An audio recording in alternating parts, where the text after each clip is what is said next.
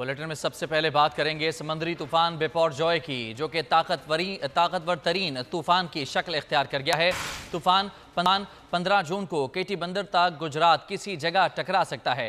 तूफान कराची और ठट्ठा से 740 किलोमीटर दूर रह गया है। तूफान की वजह से समंदर में 180 किलोमीटर फी घंटा की रफ्तार से हवाएं चल रही हैं, जबकि 30 से 40 फीट बुलंद लहरें भी उठ रही हैं। कराची में तूफान की वजह से गर्मी की शिद्दत में इजाफा और हवा में नमी के तनासुब में भी इजाफा हो गया है।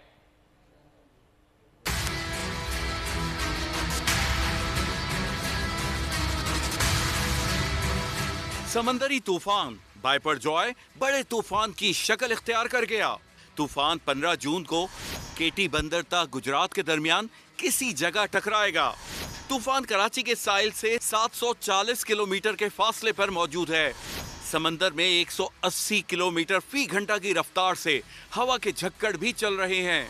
तूफान की बिना पर सिंध और बलोचिस्तान के साहिली इलाकों में अलर्ट जारी कर दिया गया। मुमकिन समुद्री तूफान के पेश नज़र मुख्तलिफ डिप्टी कमिश्नर्स ने जो है अलर्ट जारी किए। बलूचिस्तान के जितने भी साहिली इलाके हैं वहाँ पे डिप्टी कमिश्नर्स ने अलर्ट जारी किए हैं और माहीगीरों को हिदायत की गई है कि वो खुले समंदर की जानिब न जाएं। इसी हवाले से हम बताते चलें कि गवादर में कुंटानी हौर के मकाम पर मुकम्मल तमाम कारोबार बंद कर दिए गए हैं। असिस्टेंट कमिश्नर की जानिब से एक नोटिफिकेशन जारी हुआ था, जिसके बाद वहाँ पे तमाम कारोबार को एहतियाती तौर पर बंद करने की हिदायत जारी की है। ठट्ठा, सजावल, बदीन, थरपारकर और उमरकोट में कल से तूफानी बारिशें और आंधी का सिलसिला शुरू हो सकता है। 13 था 16 जून कराची, हैदराबाद, टंडो मोहम्मद खान, मीरपुर खास में भी गरज चमक के साथ बारिश का इम्कान है। इस दौरान 60 था 80 किलोमीटर फी घंटा की रफ्तार से आंधी भी चल सकती है।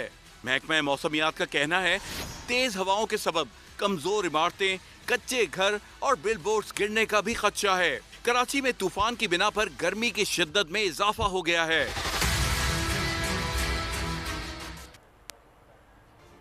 आगे देखिए।